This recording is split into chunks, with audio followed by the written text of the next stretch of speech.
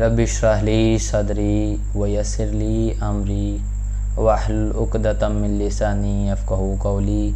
अल्लाहुम्मा रब्बि ज़िदनी इल्मन व नाफ़िया।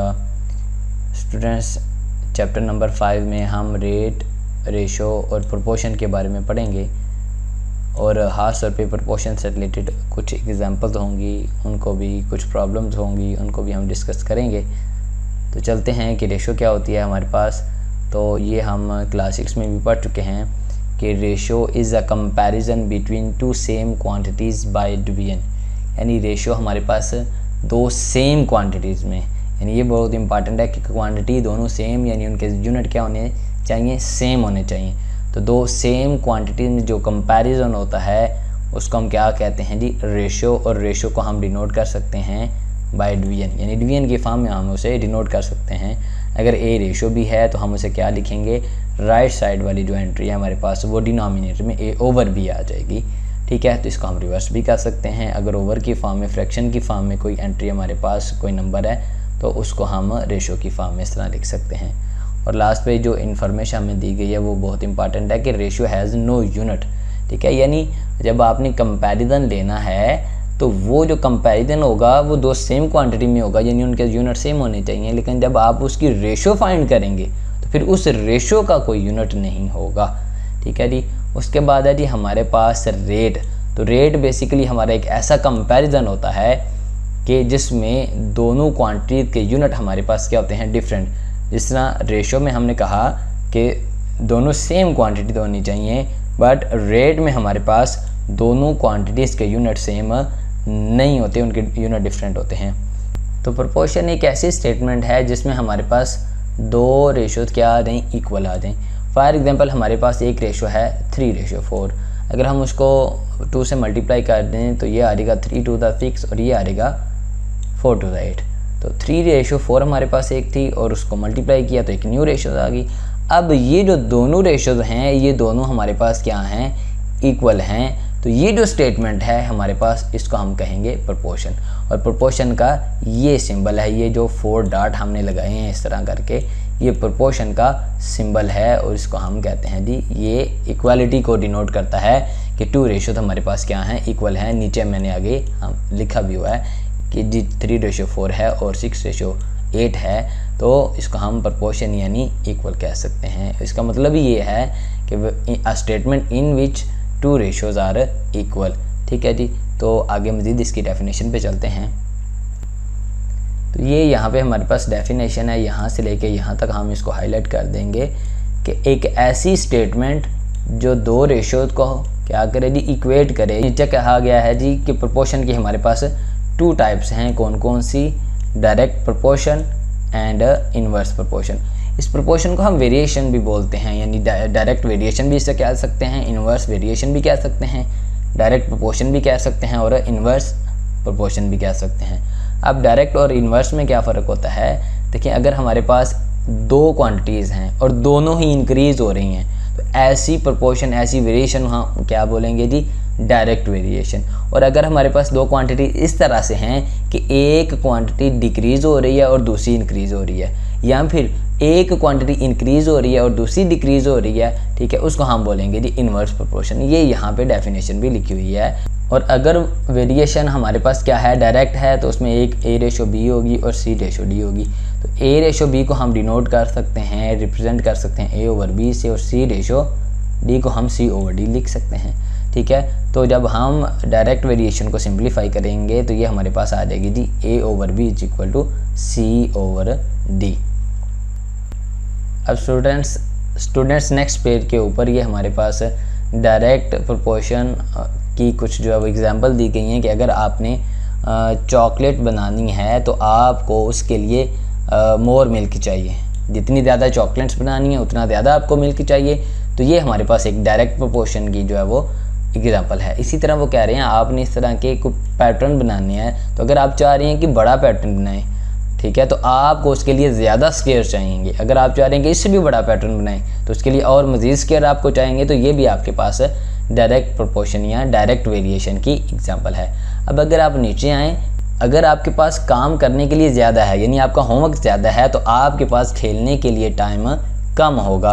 और अगर आपका होमवर्क आपको स्कूल से कम मिला है तो इसका मतलब है आपके पास आज खेलने के लिए टाइम ज़्यादा होगा। तो एक क्वांटिटी बढ़ी और दूसरी आपकी कम हुई, तो ये आपकी इन्वर्स प्रोपोर्शन यानी इन्वर्स वेरिएशन की एग्जांपल है। इसी तरह वो कह रहे हैं मोर वर्कर, अगर आपके पास वर्कर ज़्यादा हैं तो आप उस काम को कम टाइम में कंप्लीट करेंगे, और अगर आपके पास वर्कर कम हैं तो आपको वही काम कंप्लीट करने में टाइम ज़्यादा लगेगा। तो ये भी आपके पास चूँकि एक वैल्यू इंक्रीज़ और दूसरी डिक्रीज़ हो रही है, तो ये भी आपके पास इन्वर्स प्रोपोर्शन यानी इन्वर्स वेरिएशन की एग्जांपल है। तो यहाँ पे पेज नंबर 59 पे एक चार्ट भी हमें दिया गया है कि वेरिएशन कब कब डायरेक्ट और कब कब इन्वर्स होती है, ये हम पीछे डिस्कस कर चुके हैं। नेक्स्ट चलते हैं जी। नेक्स्ट हमारे पास है जी इन्वर्स वेरिएशन, ये भी हम डिस्कस कर चुके हैं, बस आपने इसको एक दफ़ा पढ़ लेना है, हाईलाइट कर देना है। उसके बाद है जी हमारे पास ये दो मेथड दिए गए हैं हमारे पास छोटी क्लासेस में। क्लास 5 में हम अपने इस तरह के जो क्वेश्चन होते थे उनको यूनिट मेथड से भी सॉल्व करते थे। अब वही क्वेश्चन जो है वो इस चैप्टर में हम प्रोपोर्शन मेथड से सॉल्व करेंगे, यानी इन्वर्स और डायरेक्ट प्रोपोर्शन को यूज़ करके। स्टूडेंट्स एक्सरसाइज 5 में हमारे पास फर्स्ट तीनों ही क्वेश्चन जो है वो हमारे पास ऑब्जेक्टिव टाइप हैं, यानी फर्स्ट ब्लैंक है, दूसरे पे ट्रू फॉल्स है, तीसरे पे हमारे पास जो है वो हमने बताना है कि यह डायरेक्ट है या इन्वर्स वेरिएशन है। तो आपको पता है जितने भी ऑब्जेक्टिव टाइप के क्वेश्चन होते हैं वो हम एक्सरसाइज के लास्ट पे करते हैं, ठीक है। तो पहले हम अपनी बाकी एक्सरसाइज कंप्लीट करेंगे, उसके बाद हम इन जो है वो ऑब्जेक्टिव टाइप के क्वेश्चन को सॉल्व करेंगे। तो चलते हैं एक्सरसाइज की तरफ। उसका जो पहला क्वेश्चन है हमारे पास क्वेश्चन नंबर 4 है, जो जिसको हमने सॉल्व करना है अपनी नोटबुक के ऊपर, वो है जी क्वेश्चन नंबर 4। और क्वेश्चन नंबर 4 में हमने क्या बताना है, फाइंड न्यू इंक्रीजिंग और डिक्रीजिंग क्वांटिटी, ठीक है। यानी आपके पास जो इंक्रीज या डिक्रीज करने के बाद न्यू क्वांटिटी आएगी, आपने वो फाइंड करनी है, उसका आंसर देना है। जिस तरह ये वो कह रहे हैं जी इंक्रीज 9 इन द रेशो 5:3, यानी क्या हो रहा है, आपकी ये रेशो है 5:3, जब आप उसमें 9 इंक्रीज़ करेंगे तो जाहिर सी बात है आपकी एक न्यू क्वांटिटी आएगी, ठीक है। तो रेशो 5:3 में 9 इंक्रीज़ करने से वो न्यू क्वांटिटी क्या आती है वो फाइंड करनी है। इसी तरह ये जो नीचे है यहाँ इस 4 पार्ट में क्या लिखा हुआ है कि ये रेशो है, इसमें आपने ये 110 डिक्रीज़ करना है, तो वो जो न्यू क्वांटिटी आएगी वो क्या होगी। तो जो भी इंक्रीज़ करने से या डिक्रीज़ करने से न्यू क्वांटिटी आएगी वो हमने फाइंड करनी है, वो बतानी है।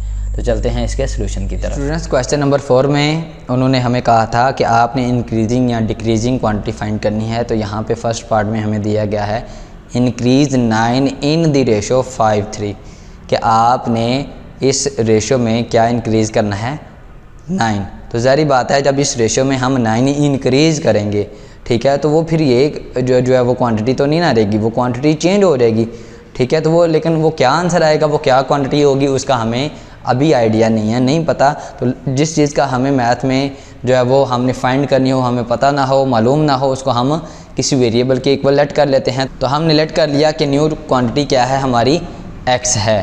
क्यों? क्योंकि जब इसमें इंक्रीज़ होना है तो क्वांटिटी चेंज हो जाएगी, ठीक है। अब फार्मूला क्या होगा हमारे पास, new quantity ratio old quantity जो ऑलरेडी हमारे पास है इज़ इक्वल टू जो वैल्यू हमें यहाँ पे गिवन है वो क्या है, 5:3, ठीक है। अब न्यू क्वांटिटी क्या थी, वो तो हमने लेट की हुई है x, ठीक है। तो हम लिख देंगे x रेशो ओल्ड क्वांटिटी क्या है जी हमारे पास, वो हमने इधर 9 लिख दिया। नेक्स्ट हमारे पास आ जाएगा जी 5:3, ठीक है। अब जब इसको सिंप्लीफाई करते हैं तो रेशो को आप डिवीजन से डिनोट करते हैं, तो ये x/9 आ जाएगा, तो 5:3 का 5/3 आ जाएगा। अब 9 यहाँ पे डिवाइड हो रहा है, तो 9 इस साइड पे आकर के क्या हो जाएगा, मल्टीप्लाई हो जाएगा, तो ये आ जाएगा 3 × 9। अब 5 3 से मल्टीप्लाई होगा तो ये हमारे पास आंसर आ जाएगा 5 3 × 15। तो इसका मतलब है जो न्यू क्वांटिटी है वो हमारे पास वो क्या आ जाएगी जी, वो हमारे पास आ जाएगी 15। स्टूडेंट्स प्रीवियस क्वेश्चन में वो हमें कह रहे थे जी 9 आपने इंक्रीज़ करना है इस रेशो में, ठीक है जी। तो इस क्वेश्चन में हमें क्या दिया जा रहा है कि आपने इस रेशो में 72 डिक्रीज़ करना है। जब आप डिक्रीज़ करेंगे तो न्यू क्वांटिटी आएगी, तो उसका हमें नहीं ना पता, अभी मालूम नहीं है। तो लेट अस सपोज वो जो न्यू क्वांटिटी होगी वो क्या होगी जी, x होगी। जो फार्मूला बनेगा वह हमारे पास वो आएगा new quantity ratio old quantity, तो वो हमारे पास आ जाएगा इज इक्वल टू 5:18। अब न्यू क्वांटिटी हमने लेट की थी x जी, ठीक है, और यहाँ पे ये हमारे पास नंबर आ जाएगा 72 इज इक्वल टू 5:18। अब आपको पता है रेशो हो A रेशो B तो हम उसे डिनोट करते हैं A ओवर B से, ऐसा ही है। यहाँ पे x रेशो 72 है तो ये आ जाएगा x ओवर 72। यहाँ पे हमारे पास 5 रेशो 18 है तो ये आ जाएगा जी 5 ओवर 18।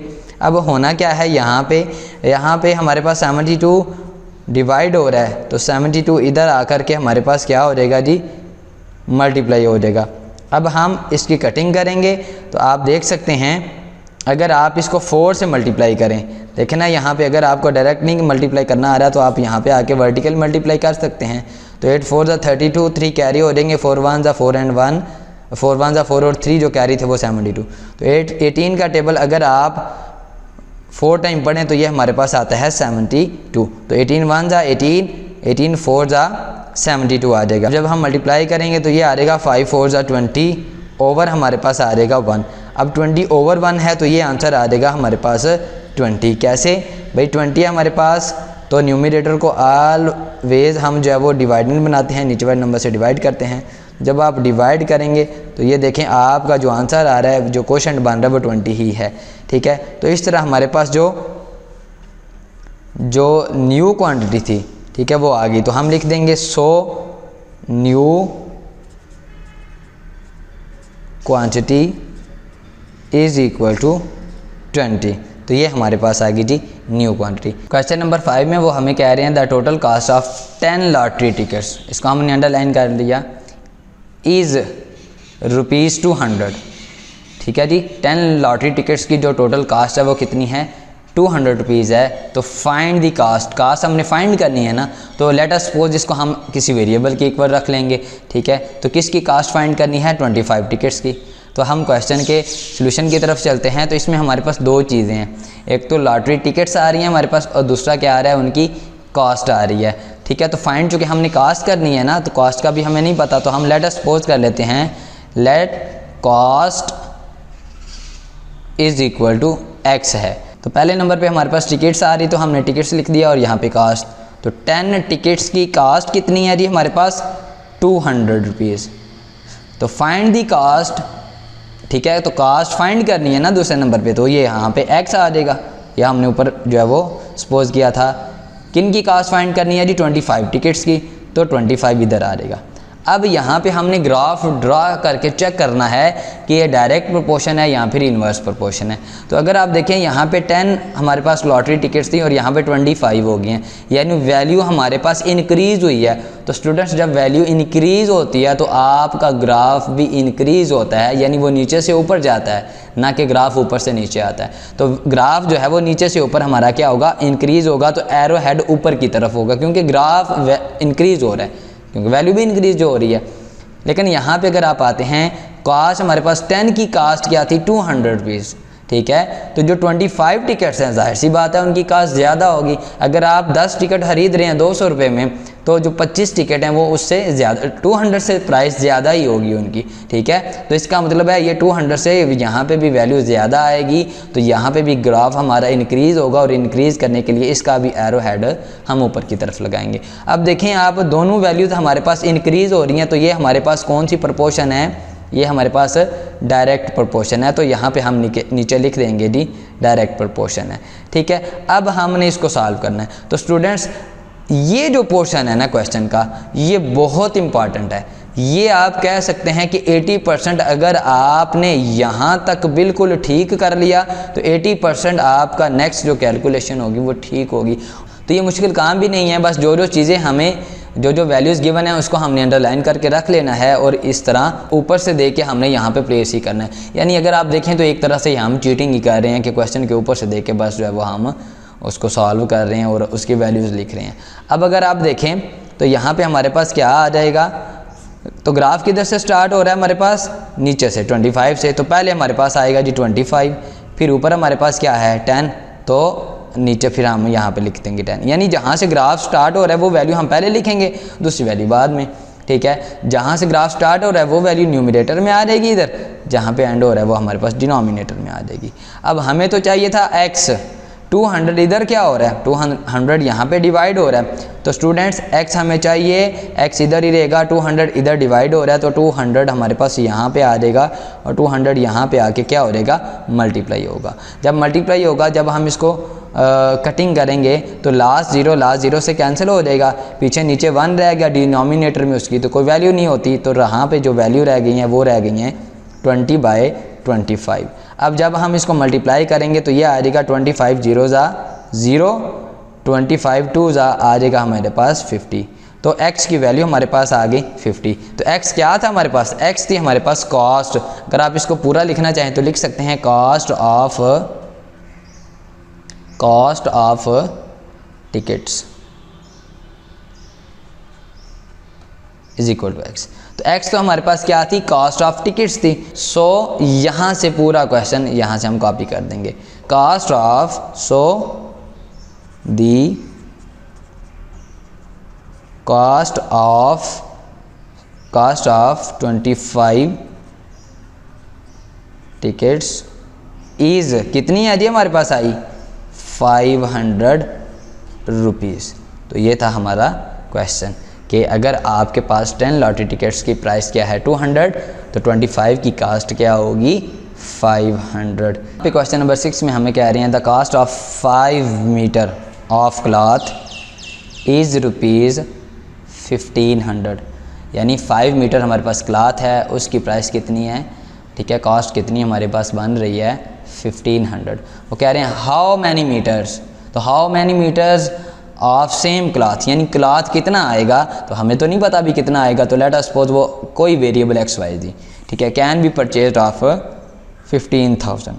वो कह रहे हैं 1500 में हमारे पास 5 मीटर क्लॉथ आता है, ठीक है, तो 15,000 में कितना हमें क्लॉथ मिलेगा, ठीक है, तो हमें नहीं पता कितना क्लॉथ आएगा, तो लेट, ठीक है, क्लॉथ हमारे पास इज इक्वल टू एक्स। तो कॉस्ट है जी 1500 कास्ट है, उसमें हमारे पास 5 मीटर क्लॉथ आता है, ठीक है, यहाँ पे हम 5 मीटर लिख देते हैं और कास्ट हमारे पास रुपीज़ में आ रही है। How many metre of the same cloth, वो हमारे पास एक्स आ जाएगी, जिस तरह हमने ऊपर लेट किया। कितने प्राइस उसकी क्या है जी, प्राइस वो है 15,000, यानी वो कह रहे हैं 15,000 में हमारे पास कितना क्लॉथ आएगा।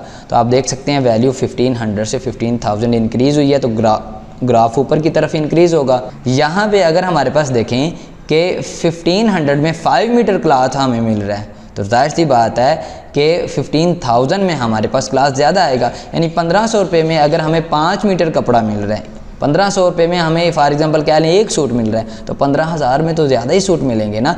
इसका मतलब है यहाँ पे ग्राफ इंक्रीज़ हुआ था, तो यहाँ पे भी वैल्यू इंक्रीज़ होने की वजह से ग्राफ इंक्रीज़ हो गया, तो ये हमारे पास कौन सी हो गई, डायरेक्ट प्रोपोर्शन।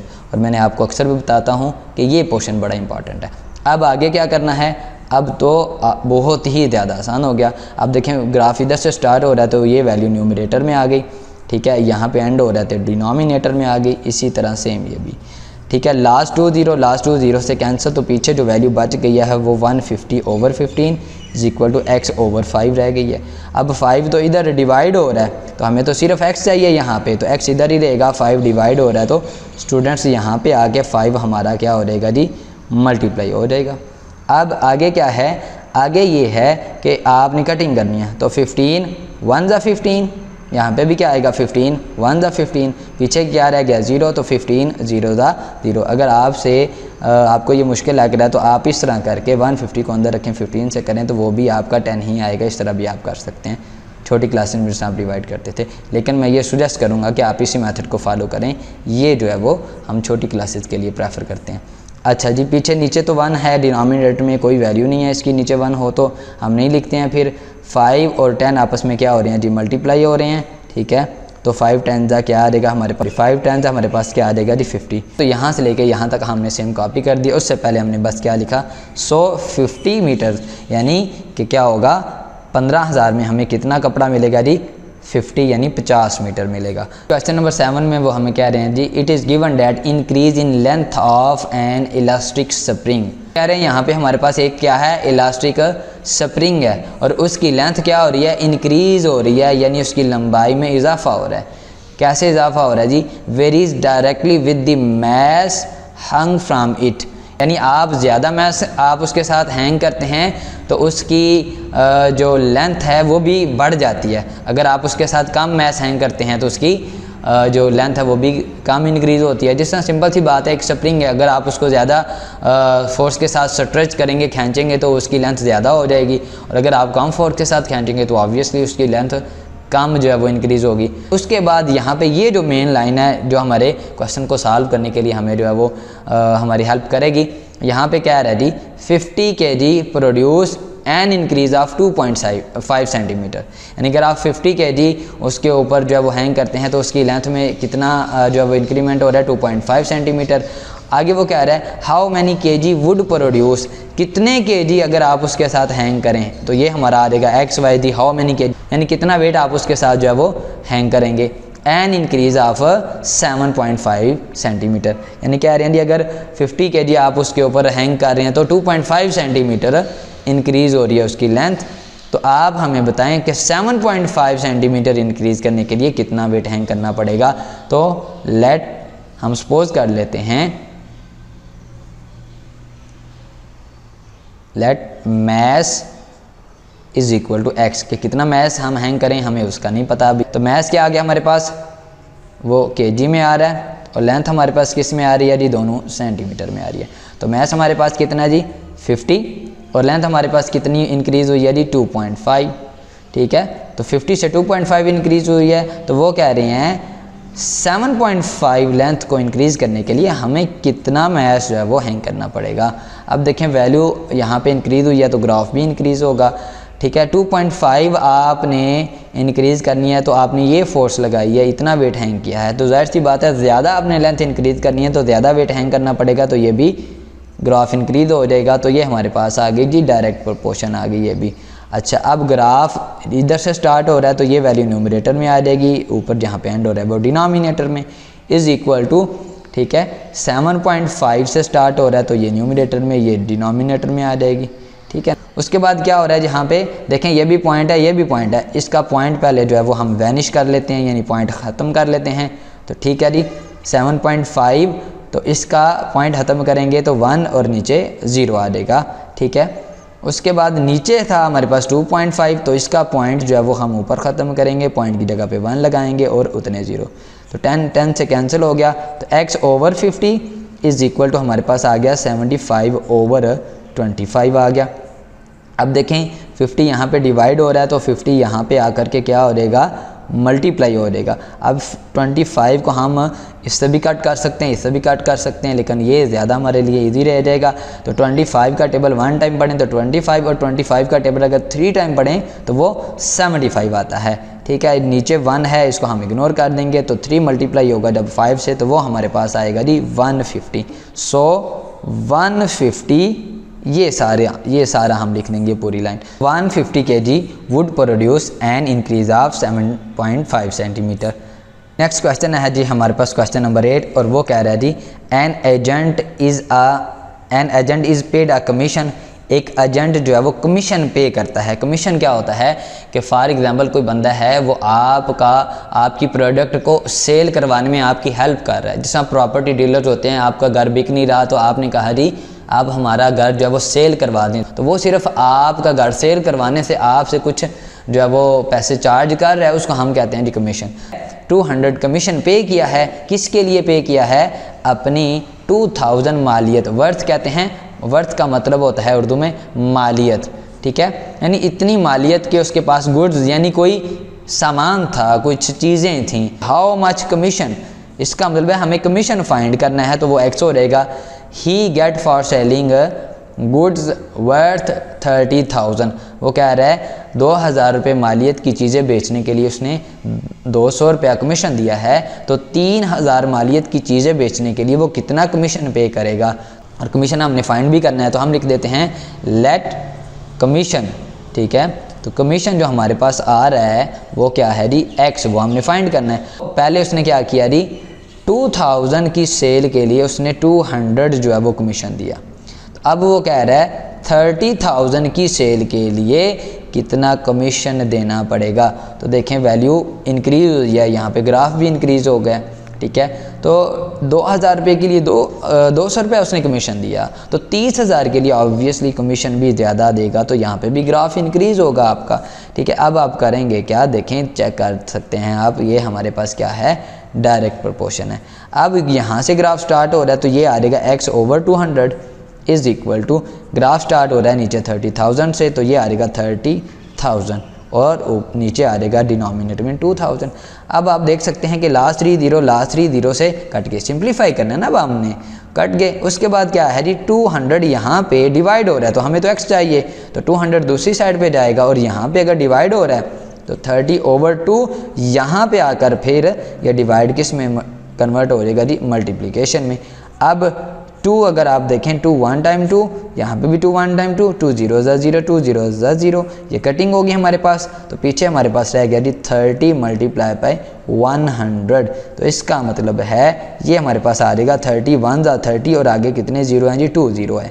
तो इसका मतलब है जी, अगर उसने 30,000 की कोई चीज़ें सेल करवानी हैं तो उसे कितना पे करना पड़ेगा, 3000 उसे कमीशन पे करना पड़ेगा। तो नीचे हम लिख देंगे, so he will get 3000 rupees of commission for selling goods worth 30,000, यानी कि 30,000 की चीज़ें बेचने के लिए वो कितना कमीशन हासिल करेगा, 3000। तो ये हमारा आंसर हो जाएगा। क्वेश्चन नंबर 9 में कि 150 kg ऑफ शुगर कास्ट 3000, यानी 150 किलोग्राम जो शुगर यानी जो चीनी है हमारे पास, उसकी जो कास्ट है वो 3000 है, 3000 के में मिलती है। तो आप हमें बताएं how many kilograms of sugar, ठीक है, कैन बी परचेज फॉर 8500, ठीक है जी, 8500। ये यहाँ पे हम लिख लेते हैं, राइटिंग का थोड़ा सा इशू है जी। तो यहाँ पे वो कह रहे हैं जी, अगर 3000 की हमें 150 kg शुगर मिल रही है, तो आप हमें बताएं कि 8500 में हमें कितनी शुगर मिलेगी, ठीक है जी। तो लेट शुगर इन kg हमें नहीं पता कितनी मिलेगी, लेट अस सपोज वो कितनी है जी, x है। तो कितनी शुगर थी जी, 150 थी, कितनी के मिल रही थी, 3000 की मिल रही थी, ठीक है जी। उसके बाद वो कह रहे हैं how many kg of sugar, तो वो x आ जाएगा, और उसकी कास्ट क्या होगी हमारे पास, 8500। अब देखें यहाँ पे वैल्यू इंक्रीज़ हुई है तो ग्राफ भी इंक्रीज़ होगा। अब देखें 3000 में 150 kg शुगर मिल रही थी, तो जाहिर सी बात है 8500 में 150 kg से ज़्यादा शुगर मिलेगी, ठीक है। तो यहाँ पे ये भी ग्राफ इंक्रीज़ हो गया, दोनों वैल्यू इंक्रीज़ हो रही हैं, तो ये प्रोपोर्शन कौन सी होगी, ये भी हमारे पास डायरेक्ट प्रोपोर्शन होगी। अब आगे जब सिंप्लीफाई करेंगे तो ये आ जाएगा x ओवर, क्योंकि ग्राफ इधर से स्टार्ट हो रहा है तो या ये आपका न्यूमरेटर में आएगा और ये आपका 150 डिनोमिनेटर में आएगा। ये आ जाएगा जी 8500 ओवर 3000, क्योंकि यहाँ से ग्राफ स्टार्ट हो रहा है तो ये न्यूमरेटर में। अब देखें लास्ट टू जीरो से कैंसिल, हमें चाहिए x, 150 डिवाइड हो रहा है, तो यहाँ पर आकर के 150 क्या हो जाएगा जी, मल्टीप्लाई हो जाएगा। अब मल्टीप्लाई होगा तो लास्ट जीरो से कैंसिल हो जाएगा ना, पीछे जो वैल्यू बच जाएगी वो हमारे पास रह जाएगी 85 ओवर 3 मल्टीप्लाई बाई 15। अब देखें यहाँ पे 15 और 3 की डिवीजन हो रही है, तो हम करेंगे 3 1 जा 3, 3 5 जा 15। अब नीचे 1 है उसको हम इग्नोर कर सकते हैं। 85 को जब 5 से मल्टीप्लाई करेंगे तो वो हमारे पास आ जाएगा 425, ठीक है। तो इसका मतलब है कि हमें कितनी जो है वो शुगर मिलेगी, 8500 में हमें 425 kg शुगर मिलेगी, यानी 8500 में हमें 425 किलोग्राम शुगर मिलेगी। तो नीचे हम लिख देंगे 425 kg of sugar can be purchase for 8500 rupees. तो ये हमारे पास आंसर हो जाएगा जी, कितनी हमें शुगर मिलेगी इन प्राइस, इस प्राइस में हमें 425 किलोग्राम शुगर मिलेगी। नेक्स्ट क्वेश्चन में वो कह रहा है 7 शीट्स हैं हमारे पास पेपर की, ठीक है जी, उनका जो वेट है वो हमारे पास क्या है, 28 ग्राम्स। आपने क्या करना है, आपने ये कैलकुलेट करना है हाउ मैनी सेम शीट्स, तो वो आ जाएगा x of paper would weigh 2.5 kg। वो कह रहा है कि अगर 7 शीट्स जो हैं पेपर की शीट्स, इस तरह की जो पेपर है उसकी जो शीट्स हैं 7 हो तो उसका वेट है 28 ग्राम। तो आप हमें बताएं 2.5 kg में हमें कितनी शीट्स मिलेंगी, कितनी शीट्स आएंगी उसमें। तो नंबर ऑफ़ शीट्स जो हमने फाइंड करनी है नहीं पता था उनका, तो हमने x कह दिया। 7 शीट्स का हमारे पास आएगा 28 ग्राम। अच्छा, जो वेट है वो हमने ग्राम में लेना है, ठीक है। अब देखें इसका जो वेट है वो तो ग्राम में आ गया हमारे पास। आगे जब चलते हैं हाउ मेनी शीट्स, तो वो आ गया x। यहाँ पे लिखा हुआ है पेपर वुड वेट 2.5 kg, ठीक है जी। तो 2.5 kg में हमें कितनी शीट्स मिलेंगी। अब यहाँ पे थोड़ा सा हमारे लिए प्रॉब्लम हो गई। प्रॉब्लम क्या है कि रेशो की डेफिनेशन ये है कि ratio is a comparison between two same quantity by division, यानी रेशो जो है वो दो सेम क्वांटिटी में कंपैरिजन होता है। लेकिन यहाँ पे तो हमारे पास एक केजी में आ गया, ठीक है, एक क्वांटिटी हमारे पास केजी में आ गई और दूसरी ग्राम में आ गई, तो इनके यूनिट तो सेम नहीं है। इसका मतलब है इसको हम अभी सॉल्व इस तरह नहीं कर पाएंगे, अगर करते हैं तो आंसर गलत आएगा। तो या तो इन दोनों को केजी में चेंज कर लें या फिर इन दोनों को ग्राम में चेंज कर लें। देखें ना, ये अभी किस में है, ग्राम में 2.28 ग्राम, और ये केजी में है। तो यहाँ तो दोनों ग्राम में चेंज हो जाएँ तो फिर सॉल्व होगा, या दोनों को केजी में करेंगे। लेकिन आसान काम ये है कि बड़ी वैल्यू को तोड़ कर छोटी वैल्यू बना लिया जाए, ठीक है। जिस तरह घर है तो घर को बनाना मुश्किल है जबकि उसको तोड़ना ज़्यादा आसान है, ठीक है। तो ये बड़ी वैल्यू है, इसको तोड़कर छोटी बनाना ज़्यादा आसान है। तो हमारे पास है 2.5 kg। तो आपको पता है 1 kg में हमारे पास 1000 ग्राम होते हैं, ठीक है जी। तो 2.5 kg की जगह हम क्या पुट कर देते हैं, 1000 ग्राम। अब 2.5 है, इसका पॉइंट ख़त्म करेंगे तो नीचे 10 आ जाएगा ना, पॉइंट के नीचे 1 उतने 0, तो 0 0 से कट गया हमारे पास। तो ये आ जाएगा 25 और पीछे क्या रह जाएगा हमारे पास 100 और साथ में ग्राम, तो ये हमारे पास आ जाएगा 2500 ग्राम। तो इसका मतलब है 2.5 kg को जब हम ग्राम में चेंज करेंगे तो वो हमारे पास आ जाएगा जी 2500 ग्राम। तो अब दोनों वैल्यूज़ हमारे पास जो हैं वो सेम यूनिट में आ गई हैं, ये भी ग्राम में, ये भी ग्राम में। अब आप देख सकते हैं कि ये वैल्यू इंक्रीज़ हुई है, ये 28 ग्राम में है और ये 2500 ग्राम है। तो वैल्यू इंक्रीज़ हुई है, तो इसका मतलब है इसका ग्राफ हमारे पास इंक्रीज़ होगा, ठीक है। यहाँ पे अगर आप देखें 28 ग्राम है तो इसका मतलब है 7 शीट है, और अगर 2500 ग्राम है तो इसका मतलब है शीट फिर ज़्यादा होंगी। तो यहाँ पे भी ग्राफ इंक्रीज़ होगा, तो ये भी हमारे पास क्या आ गई, डायरेक्ट प्रोपोर्शन आ गई हमारे पास। अब हम चलते हैं तो ये आ जाएगा 8/7 और ये हमारे पास आ जाएगा 2500/28 आ जाएगा हमारे पास, ठीक है। देखें ना, ग्राफ यहाँ से स्टार्ट हुआ तो ये वैल्यू न्यूमरेटर में और ये डिनोमिनेटर में, ये यहाँ से स्टार्ट हुआ तो ये वैल्यू जो है वो हमारे पास न्यूमरेटर में और ये डिनोमिनेटर में। तो हमने x फाइंड करना है, 7 इधर डिवाइड हो रहा है, ठीक है। तो 7 इक्वल के दूसरी साइड पे चला जाएगा, ठीक है। तो 7 को हम इधर ले आएंगे तो इधर डिवाइड हो रहा है तो इधर आके मल्टीप्लाई हो जाएगा। अब 7 1 ज़ा 7, इसकी कटिंग हो रही है तो 7 4 ज़ा 28। तो x इज इक्वल आ गया हमारे पास 2500/4। अब स्टूडेंट्स क्लास 6 में हमने ऑक्सफोर्ड मैथ में पढ़ा था डिविजिबिलिटी रूल, कि अगर किसी भी नंबर के यूनिट और 10 प्लेस पे, ठीक है, यानी लास्ट 2 डिजिट 0 आ जाएं तो इसका मतलब है वो नंबर हमारा 4 पे डिविजिबल होता है। और अगर किसी भी नंबर के लास्ट 3 डिजिट्स, ठीक है, यूनिट 10 और 100, ठीक है, उनमें हमारे पास 3 0 आ जाए तो वो नंबर 8 पे डिविजिबल होता है। तो चूंकि लास्ट पे 2 0 हैं तो इसका मतलब है ये नंबर 4 पे डिविजिबल होगा। तो हम इसको 4 से डिवाइड कर सकते हैं, 4 1 ज़ा 4। अब देखें 25 है, नहीं हो रहा था, तो 4 6 ज़ा 24, तो कितने कैरी हो गए, 1 कैरी हो गए, यहाँ पे 10 बन गया, तो 4 2 ज़ा 8। अब 8 तो 10 था हमारे पास, 2 कैरी हो गए तो ये 20 बन गया, तो 4 5 ज़ा 20, यानी हमारे पास आंसर आ गया 625। अगर आपको इस तरह कटिंग की नहीं समझ आ रही तो आप क्या करें, आप इस तरह आ जाएं, इस तरह आप कर लें। तो 2500 को आप हमेशा जो न्यूमरेटर में होता है उसको हमने डिवाइडेंड यानी अंदर रखना होता है, नीचे वाले नंबर से डिवाइड करना होता है। तो अब आप देखें 4 का टेबल अगर 6 तक पढ़ेंगे तो 24 आएगा बड़ा, 7 तक करेंगे तो वो बड़ा हो जाएगा, माइनस करेंगे तो 1 आ जाएगा, ऊपर से आप 1 0 उतार दोगे, ठीक है। तो 10 बन गया, 4 2 ज़ा 8, ठीक है। तो ये 2 आ गया, ऊपर से आप फिर 0 उतारेंगे तो ये आपका बन जाएगा 4 5 ज़ा 20। तो ये आपके पास आंसर आ जाएगा 625। तो इसका मतलब है 2.5 kg में हमारे पास कितनी शीट्स आएंगी, 625। तो हम नीचे लिख देंगे, हमने वैल्यू अपनी यानी अपना आंसर लिखा 625 और बाकी इसी चीज़ को कॉपी कर दिया। So 625 sheets of paper would weigh 2.5 kg। तो ये हमारा आंसर हो गया। तो उम्मीद करता हूँ आज का लेक्चर आपको क्लियर हो गया होगा। मिलते हैं नेक्स्ट लेक्चर में, तब तक के लिए अल्लाह हाफिज़।